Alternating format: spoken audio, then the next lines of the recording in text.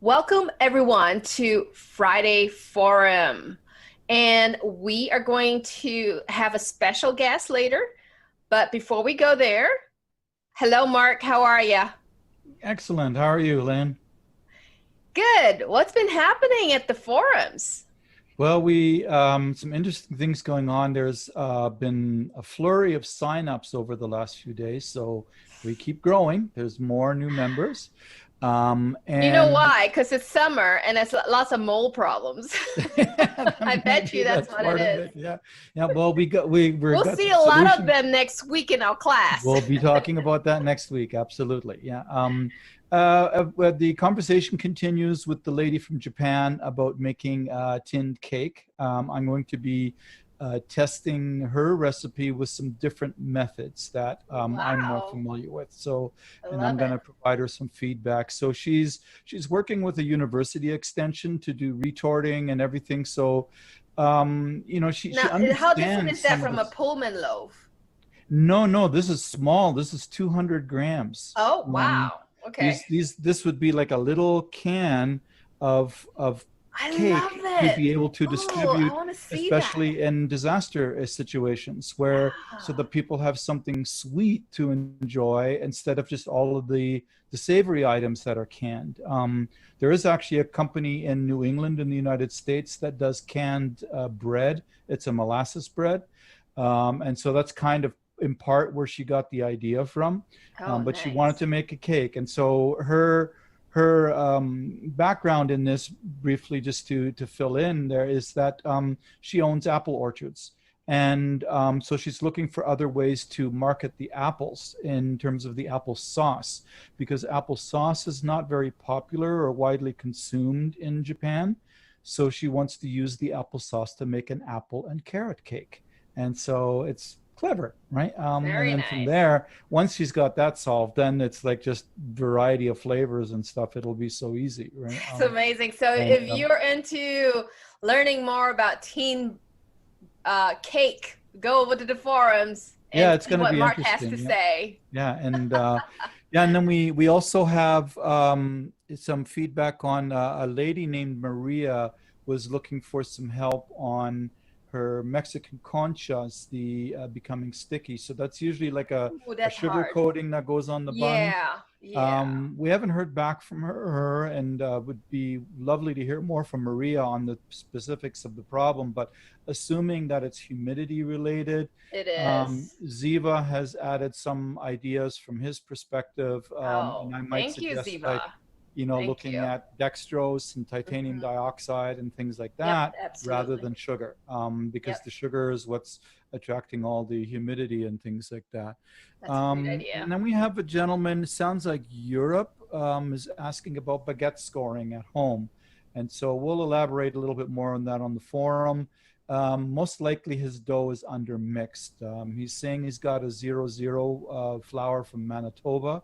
Hmm. So he may not have a high enough ash flour, and maybe undermixing a little bit. He's concerned overmixing. I'm more likely thinking undermixing because he's getting no oven spring. So Maybe he's it's the Canadian flour. uh Just kidding. usually not a problem. That's there are huge differences regionally, and the just because of the environment and the soil and everything. The wheat in Canada, it's not just protein quantity. It's not so much whether it's 10 or 12% protein. It's the strength and functionality of the protein. Right now, this year, the all-purpose flour in Canada, I can still mix a dough in about 5-6 minutes. The Nice. all-purpose flour from last year's crop in the U.S., you have to mix 10 to 15 minutes. Yeah, So it's just quality. I yeah, mean, that's in terms true. of it's nature, right? She does that to us, right? Yeah. Um, and then one other one we have is a lady asking about building her pre-ferments, in terms of using a poolish, in terms of how much water and yeast and things should she be using on 25 kilos of flour. And so there's a lot of variability or variation there. Hopefully more bakers will help chime in on that. She just posted this, I think, yesterday. I Yep. tell you, Yep. that is Yep. really, really tricky. Just Um, 25. and Yeah. it depends, right? And And it's one of those. Able and Schaefer, say Schaefer's product would be great for that application. Yes, yeah. Yeah. So then she can eliminate a lot of downtime and Right. things like that and planning and yeah. So the bread category or the bread bakers area is still the one where we have the most posts and activity going on. There's something like 80 conversations or something like that. Let me see what it was. Oh, actually, sorry, 42 conversations and 141 posts in the bread area. Nice In the job, Mark. You're yeah like in such a great collaborator. just trying to keep everybody talking. That's we all learn from each other. And That's true. along the same lines, similar. I was part of a conference call yesterday with the Research Chef Association, where a bunch of us got online talking with some young people about how things if they want to go branch from being in the kitchen into R&D, how that what things to look for and what they can expect. And that's how we learn from all of our different ways of doing things and experiences, and that's what the forum is about too. And it helps us share all that information, and it's more efficient, it's more effective. I saw a great I guess they call it a meme these days on LinkedIn the other day, and shared that as well. And I thought it somewhat fits in that sense, so apropos. And I'll shorten it a bit, and that is that a wise teacher gave her whole class of children each a balloon, told her to blow up the balloon, write their name on it, and then she threw all the balloons in the hallway, and she mixed them all up in the hallway. And now she told the children, okay, go find your balloon with your name on it. They searched for 5 minutes and none of them could find the one with their name on it, because they're all mixed up and you have to check like 30 balloons, right? And that's not easy. And so then the teacher said, stop, and said, okay, pick up a balloon and now give it to the person whose name is on there. And instantly, within 2 minutes, they all had their balloon. That's collaboration. That's working with each other in a team. And That's so true. Yes. and that is how the effectiveness of the forum is, that Yeah. it shares information globally and within our community, and helps all of us. And I enjoy the learning aspect too. I mean, I never would have thought of cake in a tin can. So I mean, I love that idea. I it sounds like absolutely fun. would fall Yeah. for it.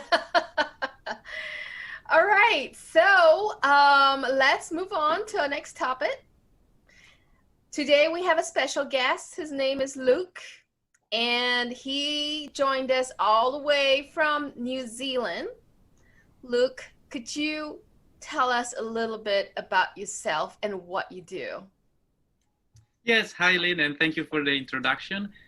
Yes, my name is Luca Serventi, and I'm a lecturer of food innovation in New Zealand at Lincoln University. So my job here is to teach new product development, and both at bachelor and master level. And I also teach a beer class. So it's the science of malting and brewing, even though I'm a baker myself, but actually beer. It's more fun, right? Beer is more fun. More fun. You only get to see me from here up, so the rest won't fit in the camera.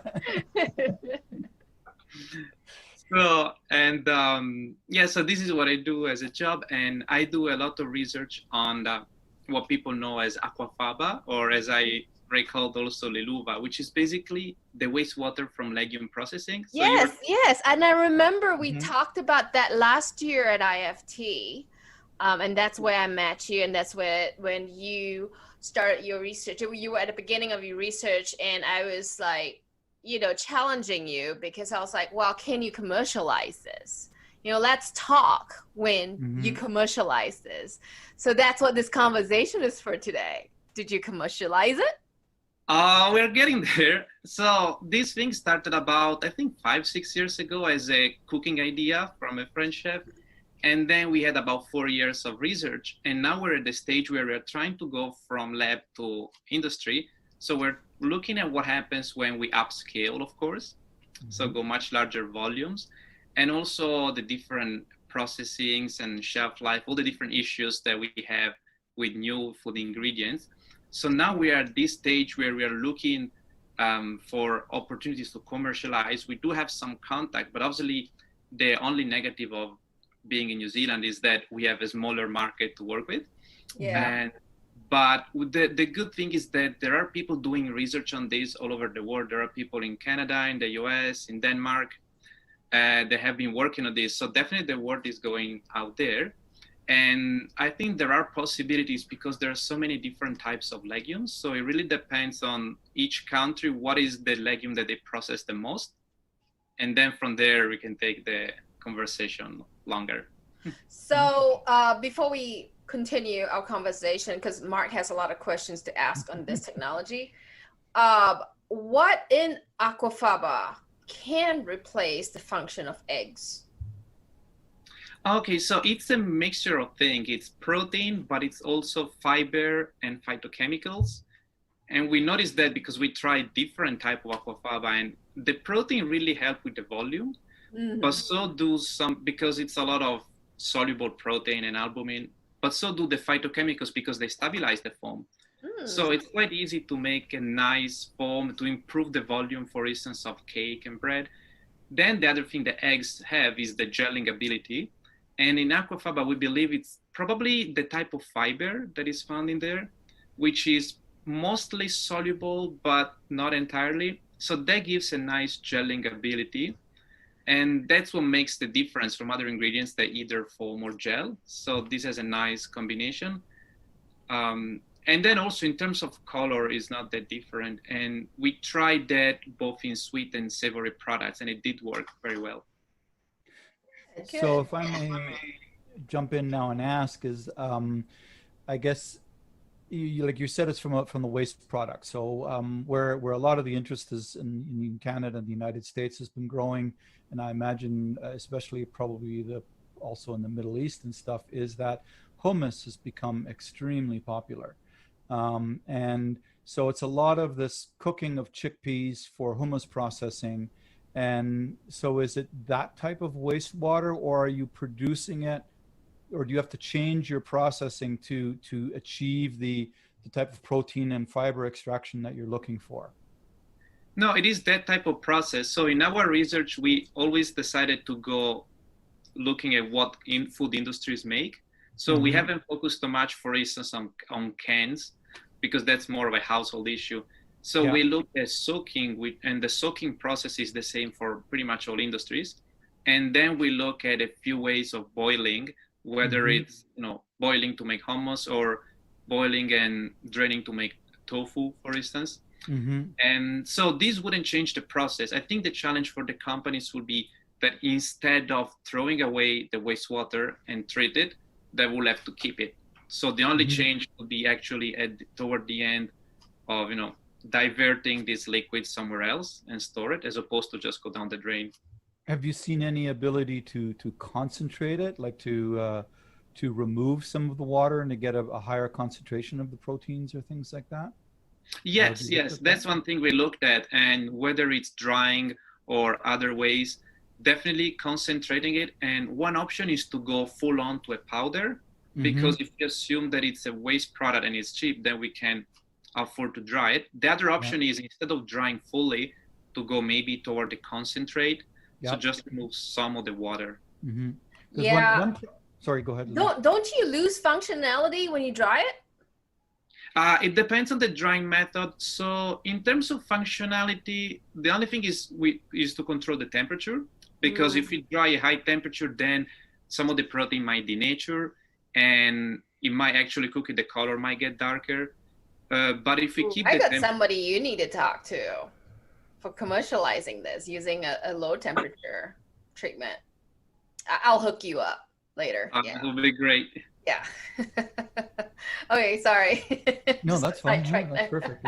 Yeah, I was going to probably spray drying is probably going to be better than drum drying. No, not really spray drying. It's another method. So. Oh, interesting. Yeah.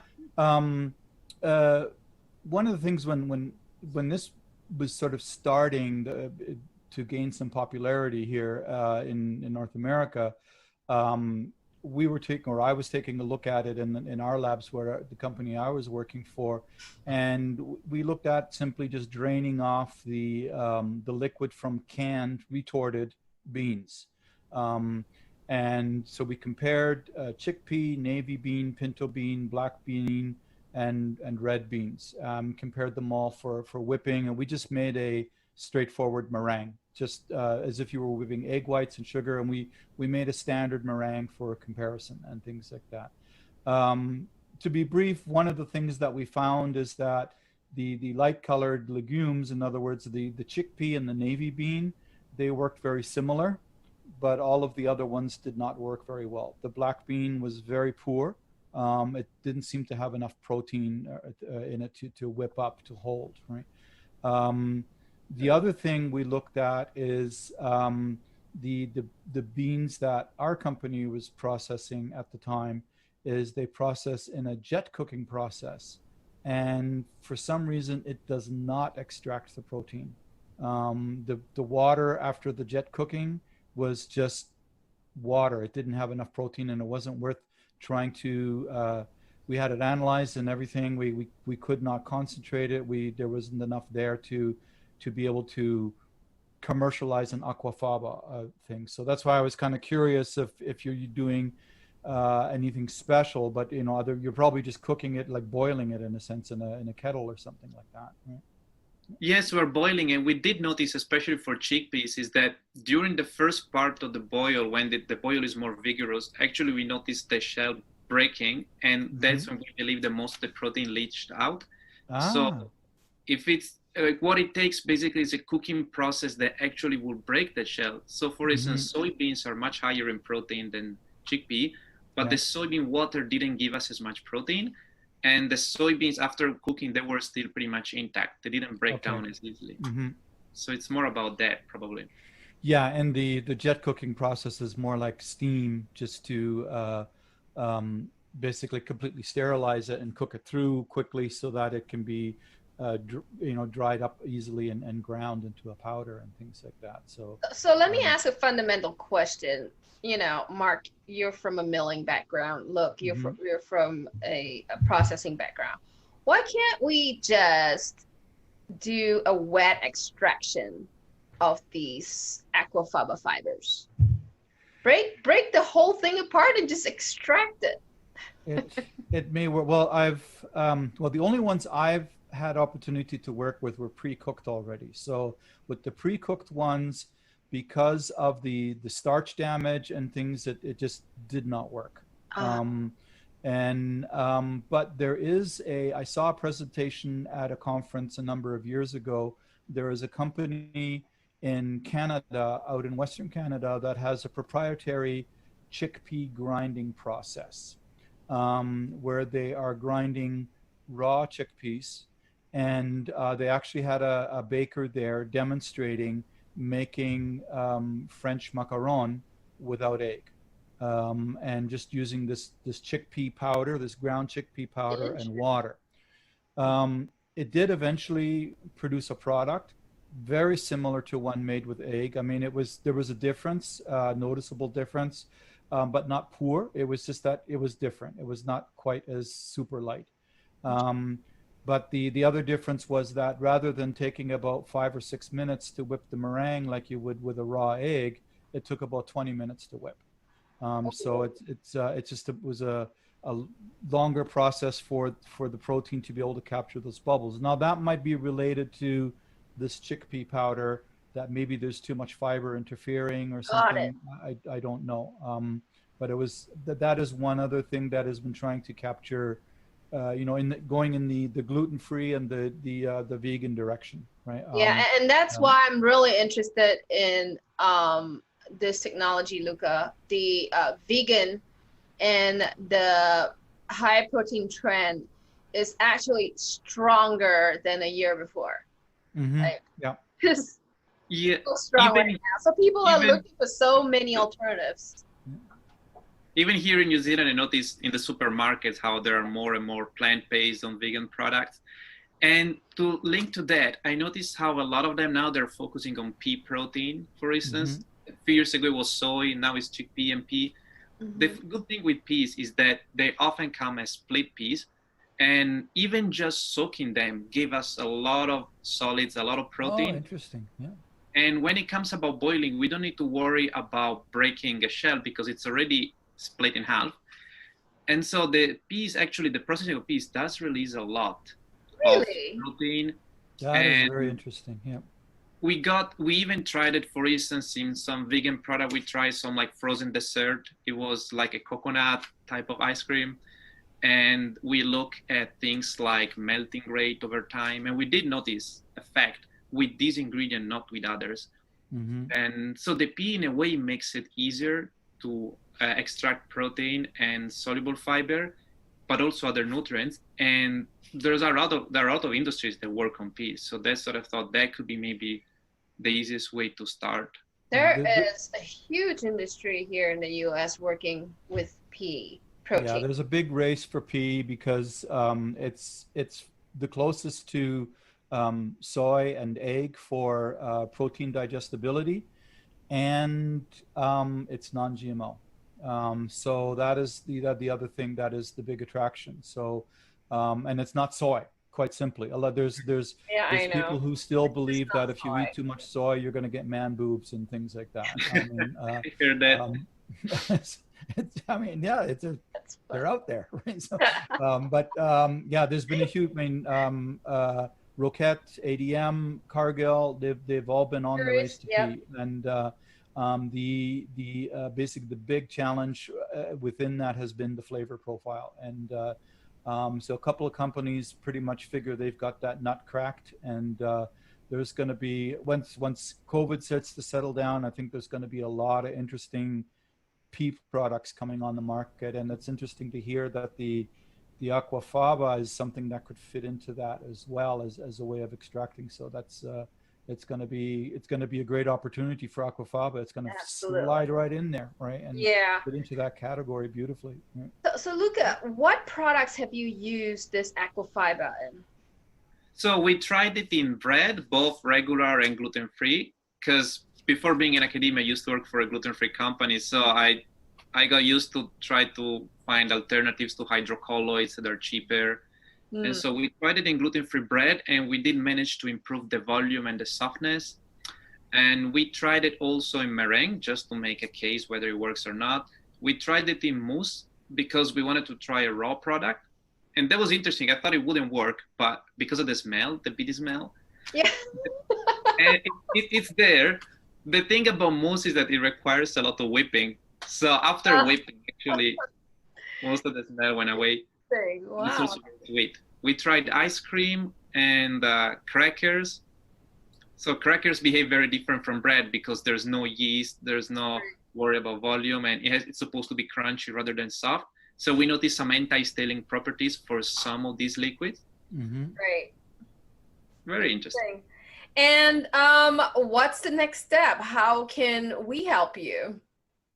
So the next step will actually be taking it to the industrial level. And now that we made the case, that we know what's the composition, we know what are the functionalities and applications, we want to actually commercialize.